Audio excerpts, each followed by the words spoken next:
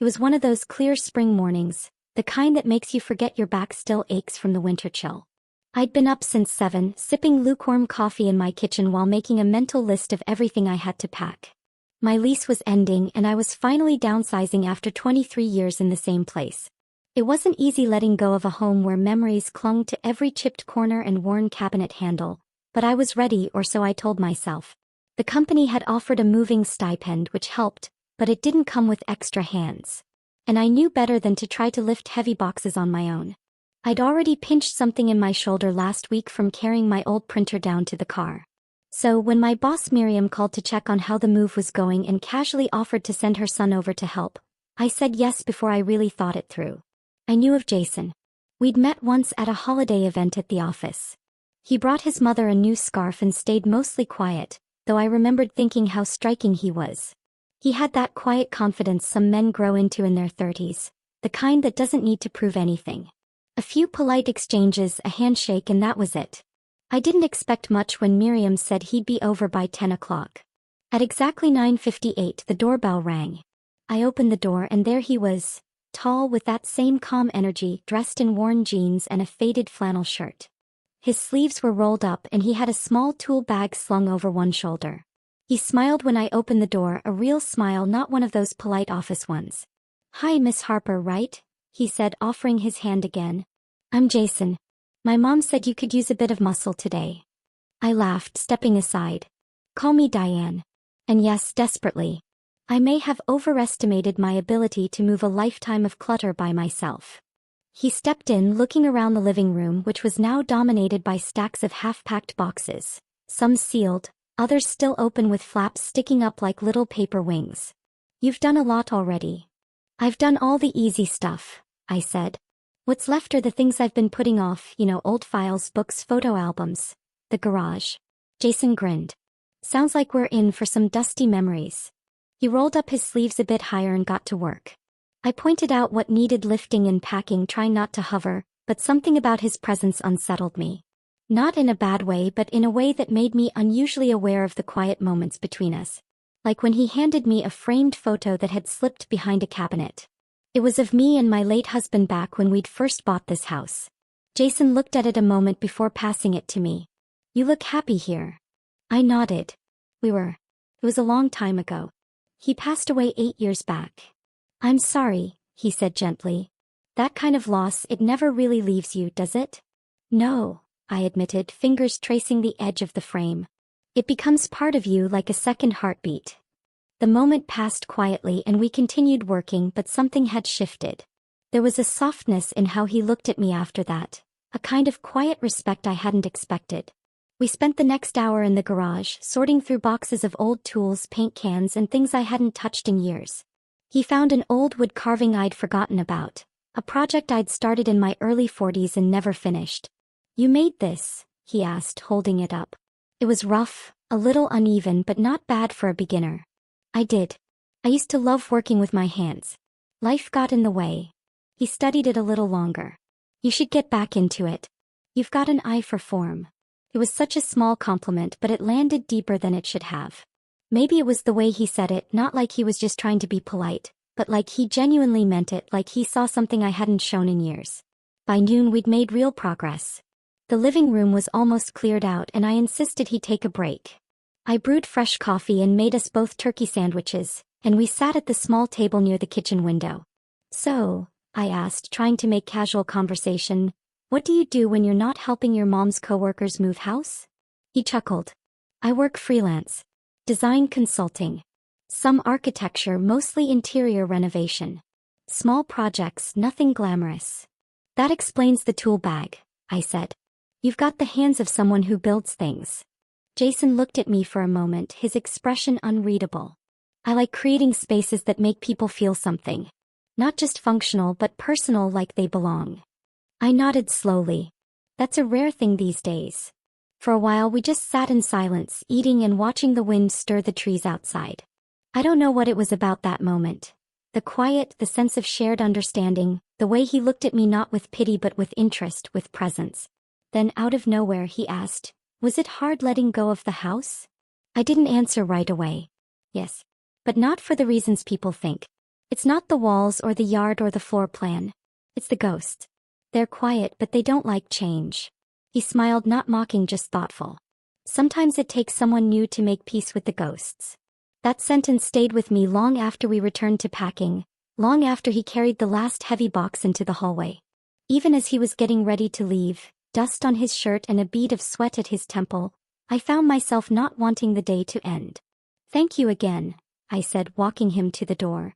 "Anytime," he replied. Then he paused. "Actually, would you be okay if I came back tomorrow? I have some time and it seems like we've only just started." I felt something stir in my chest. Maybe it was gratitude. Maybe it was curiosity. Maybe it was something I hadn't felt in a long, long time. "I'd like that," I said quietly. "I'd like that very much." As the door closed behind him, I leaned against it, heart unexpectedly fluttering. The boxes weren't the only thing shifting today. Something inside me was moving too. The next morning, I caught myself brushing my hair a little longer than usual. I even put on a soft rose-tinted lipstick I hadn't touched in months. Not because I was trying to impress Jason, at least that's what I told myself, but because it felt good to care again. There was a strange new energy in the house, like the air had shifted just enough to wake something sleeping inside me. Jason arrived around 10:30, a few minutes later than the day before. I almost laughed at how relieved I felt when I saw him standing on the porch with that same relaxed smile and a tray of iced coffees in hand. "Thought you might like something cold today," he said, offering one to me. "You're already spoiling me," I replied, taking the drink gratefully. "Keep this up and I'll have to put you on the payroll." "Fair trade," he said. "You feed me sandwiches, I lift things. We call it even." We started in the bedroom closet. The last real mountain to climb before I could feel the move was truly underway. It was packed with old clothes I hadn't worn in decades, boxes of keepsakes, and a drawer full of mismatched scarves I didn't have the heart to throw away. As Jason pulled out the heavier bins, I sat on the edge of the bed, sorting through a pile of old journals. At one point, I opened a small velvet box I didn't recognize. Inside was a delicate silver bracelet my husband had given me for our 15th anniversary. I hadn't seen it in years. My breath caught in my throat. Jason noticed. "You okay?" I nodded but didn't speak for a moment.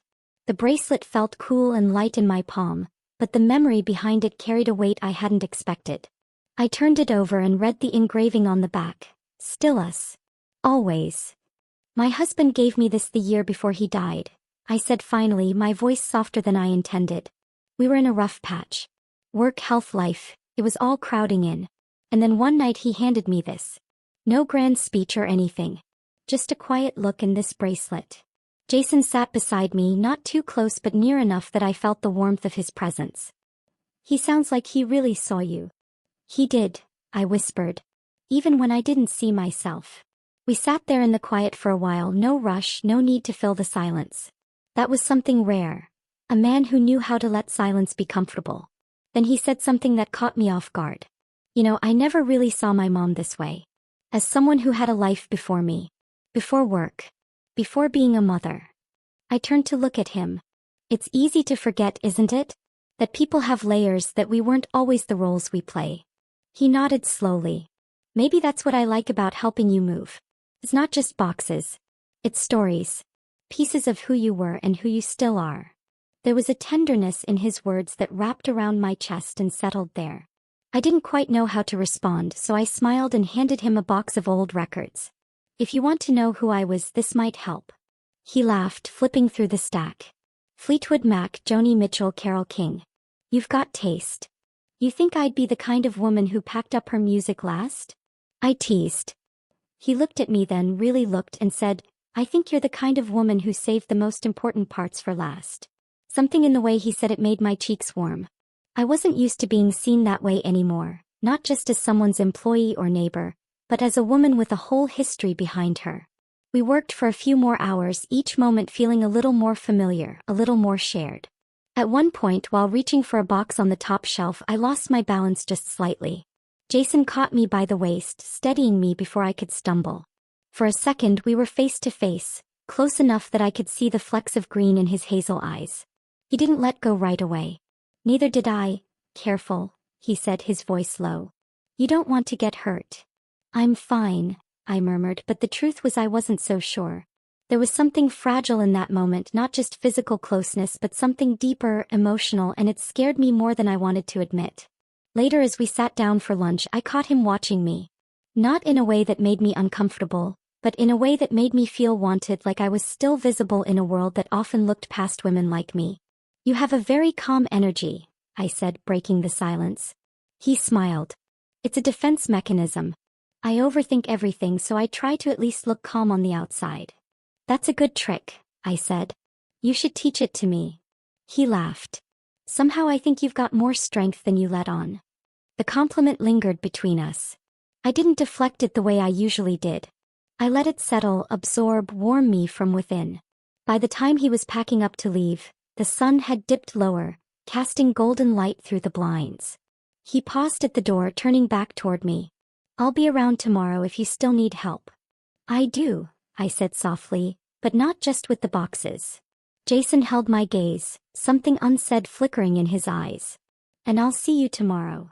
The door closed behind him and I stood there in the fading light, feeling something shift again. A possibility, tentative but real. The boxes were slowly emptying, but something else inside me was just beginning to fill. The next day felt different. The house, once cluttered with boxes and the echo of memories, had started to feel strangely open. Not just physically but emotionally. There was room now for breath, for thought, for something new. Jason arrived just after 10 o'clock, the same soft knock on the door, the same casual smile. This time he didn't bring coffee. Instead he held a small paper bag. "Thought you might like these," he said, handing it to me as I opened the door. Inside were 2 freshly baked croissants from a little cafe near downtown, still warm. "Now you're definitely spoiling me," I said, stepping aside to let him in. "You've earned it," he replied. "You've been holding the weight of this place for a long time." We ate breakfast standing at the counter the way old friends do, without ceremony. The kitchen, with its chipped countertops and faded wallpaper, somehow felt cozy again, like it was remembering how to be a home. Afterward we moved to the sunroom. There were only a few boxes left there, mostly filled with old art supplies. Canvases, brushes, half-used tubes of acrylic paint. Jason crouched next to one of the boxes and pulled out a small, unfinished landscape. The brush strokes were bold, a little messy but filled with emotion. "Did you paint this?" he asked. I hesitated, then nodded. "Years ago, before everything got too noisy." He held it carefully like it mattered. "It's beautiful. You have a strong hand." "I used to. Haven't touched a brush in over a decade." "Why not?" I shrugged, suddenly aware of the dull ache in my chest. "I think I stopped giving myself permission to make things just for me. Life gets busy, then it gets quiet, and somewhere in between you forget who you were." Jason leaned against the door frame, still holding the painting. "You should start again. Not for anyone else, just for you." His words landed softly, like a stone dropped in water. I didn't reply. I didn't need to. He could see it on my face, that strange mix of grief and longing. We spent the afternoon in a rhythm that felt almost sacred. He carried, I sorted. We shared stories about silly childhood injuries and old relationships that hadn't quite worked out. There was no pressure to impress, no pretenses, just 2 people existing honestly in the same space. At one point, while lifting a box together, our hands touched. Neither of us moved away. "You've got paint on your fingers," he said, smiling. I was digging through the art supplies. "It suits you." That simple sentence did something to me. I didn't know what to say, so I didn't, but my eyes lingered on his face longer than they should have. I noticed the light dusting of freckles on his cheek, the way his lips curved just slightly when he was thinking. Later we took a break in the backyard. The sun was beginning to lower, casting long golden shadows over the lawn. I brought out a couple of lemonades and we sat on the steps facing the overgrown garden. "This place has a quiet kind of beauty," Jason said, "even with the weeds." I smiled. "That's how I feel most days." He looked at me then, his expression unreadable. "I hope you know you're allowed to bloom again." There was something in his tone that made me inhale a little too sharply, like he wasn't just talking about the garden anymore, like he saw through the layers I hadn't realized I still wore. We sat there in silence for a long time, sipping lemonade, letting the breeze wrap around us. Then, with the sun dipping low, I stood to head inside. Jason followed. As we stepped back into the hallway, I stumbled slightly on one of the loose floorboards. He reached out instinctively, one arm around my waist, steadying me. "You okay?" he asked, his voice low. I nodded, breath catching slightly at how close we were. His hand still rested on my waist. My heart thumped louder than I cared to admit. But neither of us pulled away. I began, then stopped. I think I forgot what it feels like to be seen. To be held. Jason's eyes searched mine. You deserve both. And not just in passing. The room felt heavy then, not with fear or confusion, but with unspoken truths, with the weight of emotion that had quietly grown between us in the days of boxes and old stories. Still, we didn't cross any lines. Not yet. But there was something in the way his fingers lingered as he let go, in the way he looked at me as he picked up his bag to leave. I'll be back tomorrow, he said softly. I know, I replied, standing in the doorway as he stepped out into the dusky evening. I'll be here. When the door clicked shut, I stayed there a long while, the air still warm with everything unsaid. Something inside me had opened, a quiet, blooming ache I hadn't felt in years. And for the first time in a long time, I didn't feel afraid of it. The final day of the move came sooner than I thought it would. There were just a few boxes left, mostly sentimental things I hadn't had the heart to touch. The sun was already high when Jason arrived, his shirt a little wrinkled, his smile still easy. He brought no coffee or croissants this time, just himself. And somehow that felt like enough. Morning, he said, stepping through the door. Morning, I replied, my voice warmer than I expected. You ready for the last round? He nodded, but neither of us moved toward the stack of boxes right away. Instead, we found ourselves drifting to the kitchen again, as if needing one final moment of stillness before the weight of goodbye could take hold. We didn't speak much. It wasn't awkward.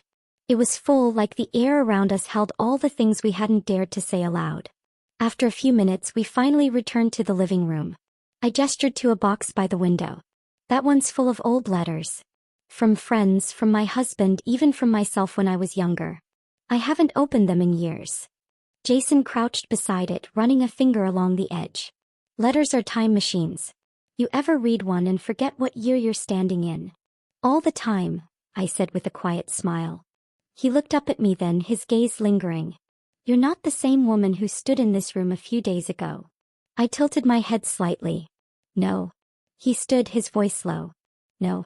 You've been carrying so much in silence, but now it's like you're letting yourself exhale.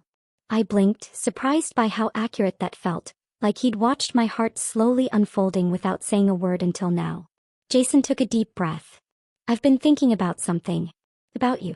About this. He didn't elaborate, but I didn't rush him. I just listened.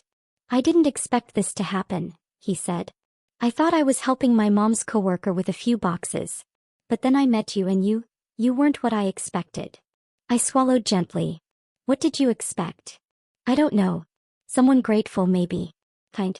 But you're more than that. You're smart, funny, strong, and beautiful in a way that makes people slow down without realizing it.